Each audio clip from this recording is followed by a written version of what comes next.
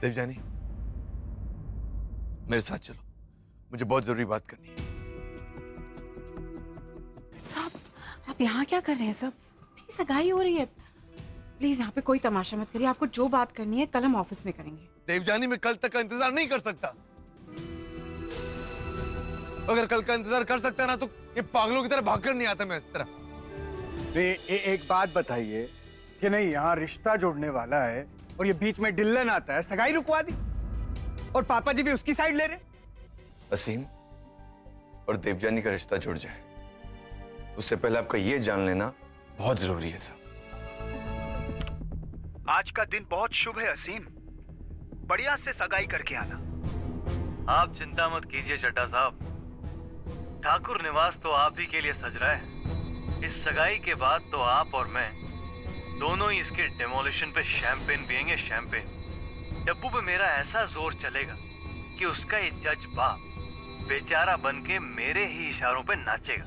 कमाल है, आप अभी भी कुछ नहीं कर रही हैं। अरे मैं तो सोच रहा था अभी तक जाके आप डब्बू को बाहर भी ले आई होंगी। अंकल प्लीज प्लीज रिलैक्स कीजिए। डैड ने कहा है ना 10 मिनट, तो उतना टाइम तो होने दीजिए। अरे कितना सब्र रखें। अरे ये सब क्या हो रहा है? हाँ, पहले डब्बू ने मना कर दिया, फिर हाँ किया और फिर कोर्ट मैरिज की बात। अरे ये सब क्या मजाक रखा है क्या?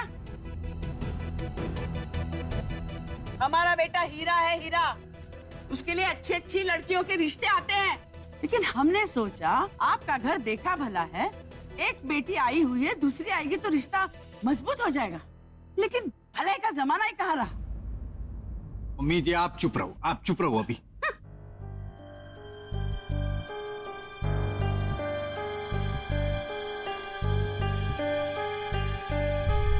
सुन लिया माँ? अब सोचिए मुझ पर क्या बीता करेगी उस घर में। बात को बढ़ाने के बजाय अपने ससुराल वालों को काम डाउन करो प्लीज।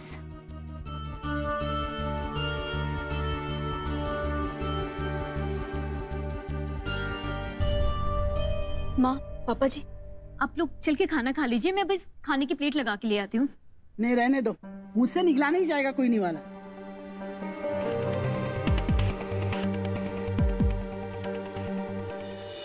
मम्मी जी प्लीज ऐसे रिएक्ट मत कीजिए, वो लोग बस आते ही होंगे, आप बस शांत हो जाइए। देखा कितना हीरा है मेरा बेटा, देखो।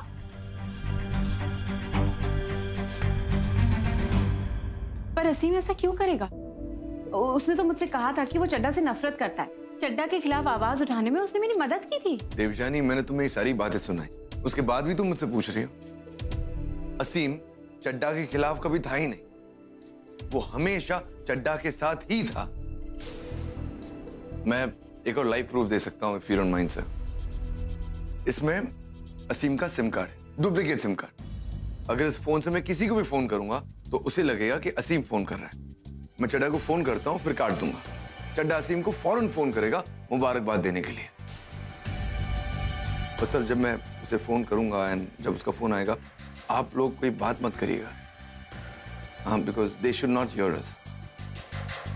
I am calling him now.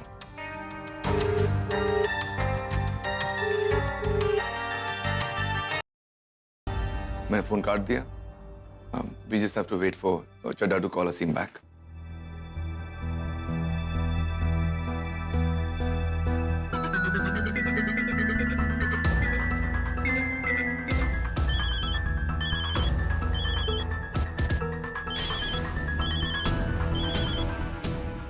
ये देखिए सर, चड्ढा का phone.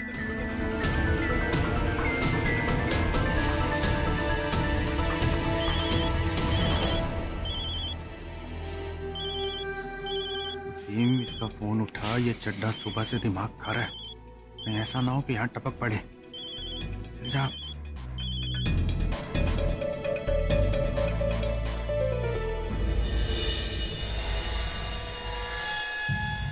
Hello, congrats and cheers.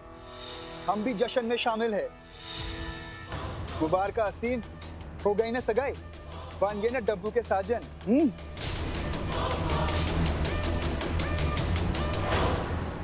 नहीं चड्ढा साहब, कोई मुबारकबाद देने का टाइम नहीं है। क्या?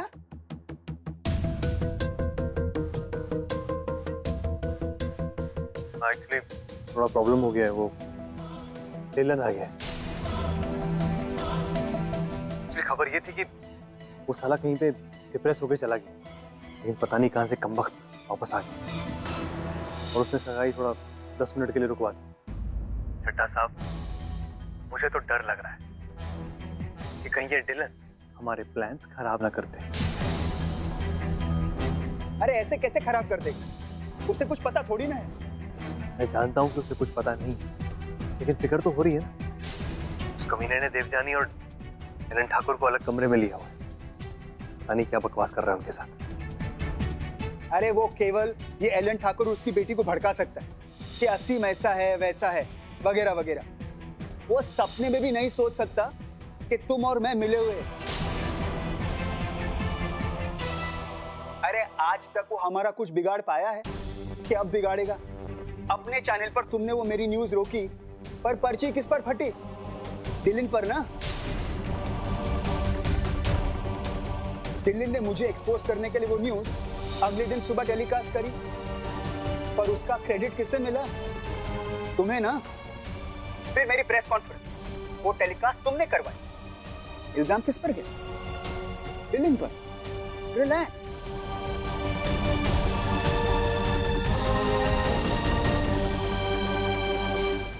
डिलन ने आज तक तेरा कुछ बिगाड़ पाया है ना बिगाड़ पाएगा।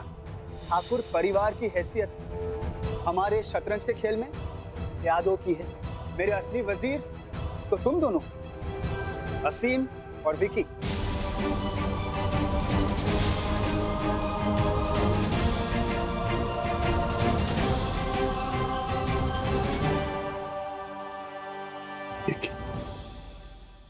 एलन ठाकुर के दोनों बेटियों के पति उसके खिलाफ है।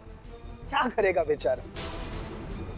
डिलन कुछ भी कर ले, डब्बू के साथ तुम्हारी सगाई होगी, उसकी दूसरी बेटी के ससुराल का सवाल है। थैंक यू चड्ढा साहब, आज मेरा कॉन्फिडेंस जरा गड़गड़ा रहा था, लेकिन आपने उसे ठीक कर दिया। बस ये डिलन का मामला निपट जाए, फिर कॉल करता हूँ आपको।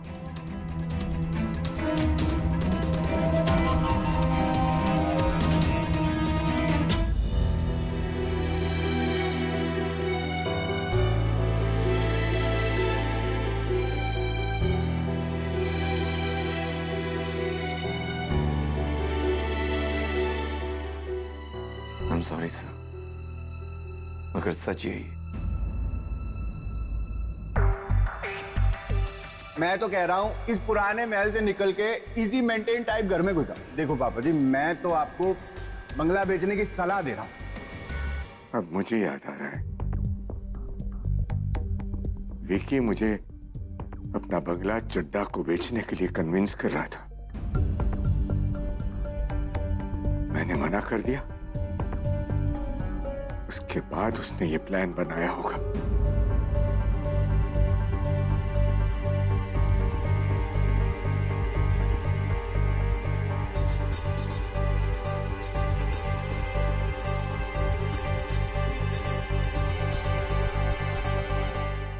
माँ प्लीज थोड़ा पानी। अरे नहीं चाहिए मुझे पानी। यहाँ 10 के 15 मिनट हो गए, फिर भी इनकी बातें खत्म नहीं हुई। क्या हो रहा है ये? बस हो गया, अब मैं नहीं रुकने वाली। मैं डब्बू को लेकर आती हूँ, तुम लोग सब लोग यही रुको। पहले सगाई होगी और बाद में बातें।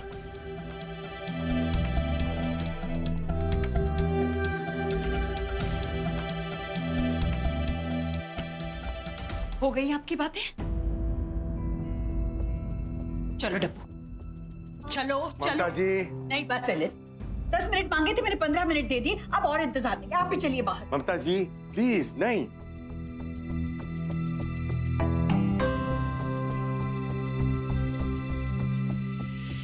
क्या हो रहा है यहाँ? ममता जी अब बाहर जाओ और असीम को भेजो अकेले। पर क्यों? क्या हो रहा है यहाँ? कोई मुझे बताएगा? ममता जी सवाल मत करो, भरोसा है ना तुम्हें मुझ पर?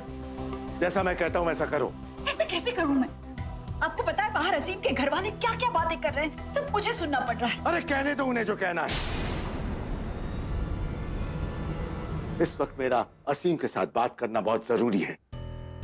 ममता जी प्लीज भरोसा कीजिए मुझ पर। आज तक ऐसा बहुत कम हुआ है कि मैंने तुमसे बिना सवाल किए अपनी बात मनवाने के लिए कहा है।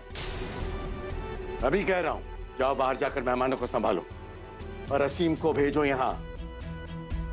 कुछ बातें साफ होना बहुत जरूरी है।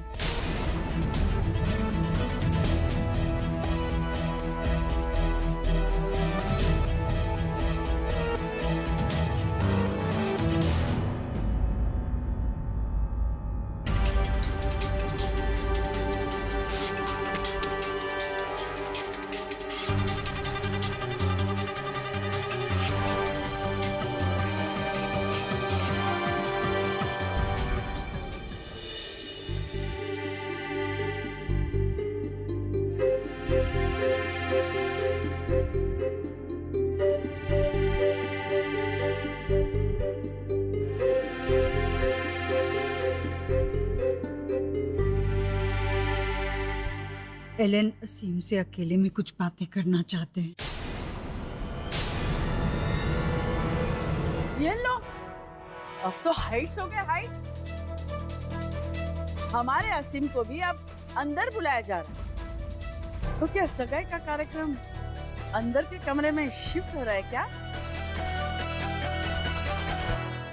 अरे मम्मी जी प्लीज रिलैक्स हो जाओ ना आप। भैया मम्मी जी और पापा जी को संभालो। ऐसा ना हो कि इनकी बहनों की वजह से देवजानी और उसकी फैमिली मेरे रिश्ते को लेकर सोच में पड़ जाए। आप की सोचो आगे, संभालो। तू चिंता मत कर, तू जा से। ओ मम्मी, इतनी पहले टेंशन कम है, आप फालतू का प्रेशर ले जा रहे हो सकता है कोई ऐसी प्रॉब्लम हो जो वो सुलझा सकता है। ठंड रखो, ठंड, और ठंडा पानी पिलाए मम्मी को। पता तो करना ही पड़ेगा कि अंदर झोल क्या चल रहा है।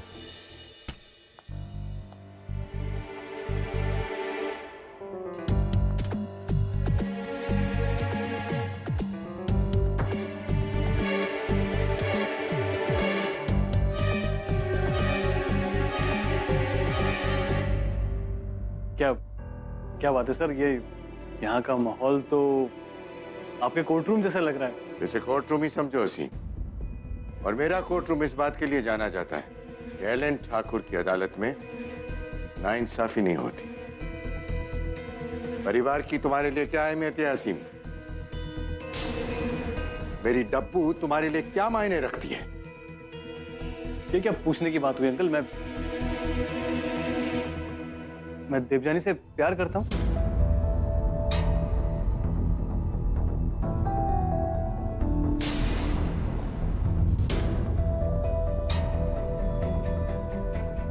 तो फिर उसके परिवार का भी तो ख्याल होना चाहिए तुम्हें। हाँ बिल्कुल बिल्कुल अंकल। तो फिर ये क्या है? चड्ढा साहब देखिए, आप परेशान बिल्कुल मत होइए, हमारा प्लान बिल्कुल ट्रैक पे जा रहा है। बस कल एक बार मेरी देवजानी से सगाई हो जाने दीजिए आप, और फिर देखिए, फिर तो आप ये समझिए कि बस ये ठाकुर निवास आपका हो। सगाई के बाद जो सोचा है ना, उसे जरा जल्दी करना। जी चड्ढा साहब बिल्कुल।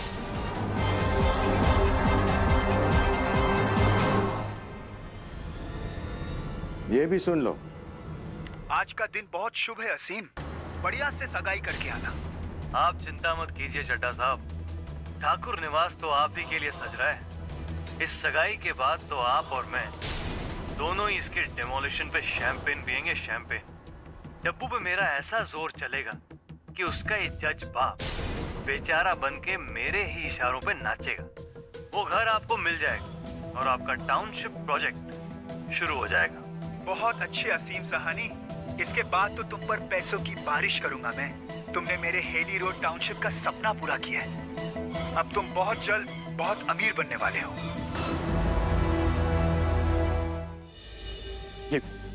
अंकल ये क्या, ये मेरी आवाज है ही नहीं अंकल, ये मैं नहीं हूँ।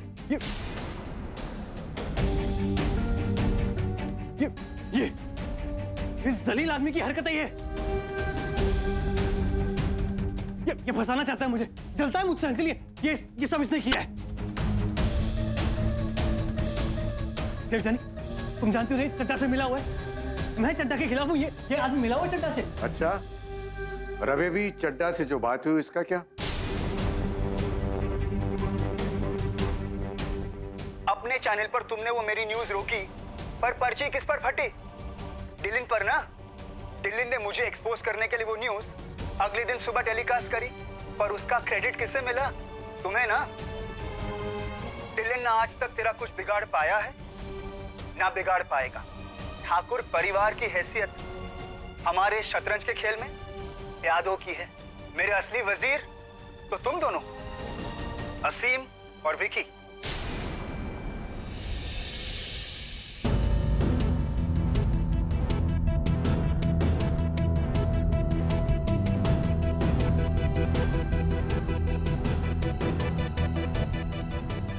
सरप्राइज असीम, क्या हुआ? तबीयत ठीक नहीं? ठीक तो हो ना?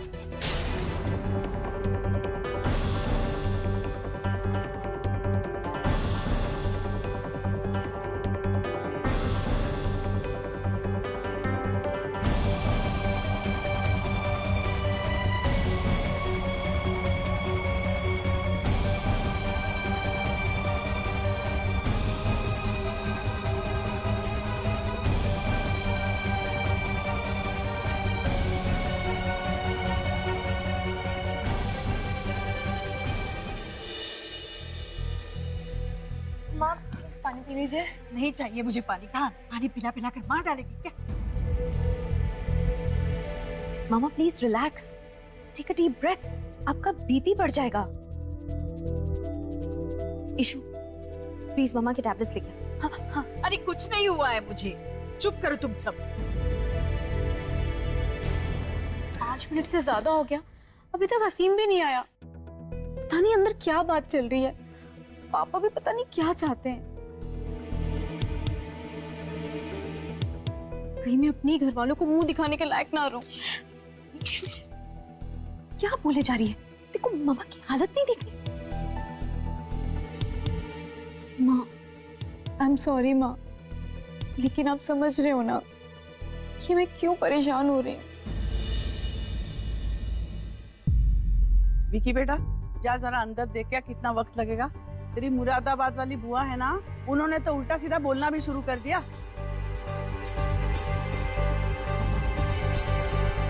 तुम नहीं जानते कि मेरा तुम्हारा क्या हाल बनाने का दिल कर रहा है। तुमने ना सिर्फ मेरी बेटी का दिल दुखाया है, उसे धोखा दिया है, बल्कि मेरे पूरे परिवार के साथ चाल चली है तुमने।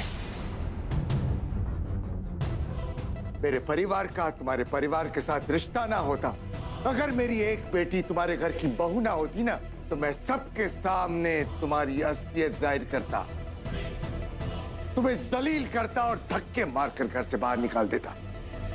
लेकिन ऐसा नहीं करूंगा मैं। मौका दे रहा हूं मैं तुम्हें, शराफत के साथ, बिना हुल जुलूल के अपने पूरे परिवार के साथ इस घर से निकल जाओ और दोबारा मेरी बेटी के पास आने की कोशिश मत करना।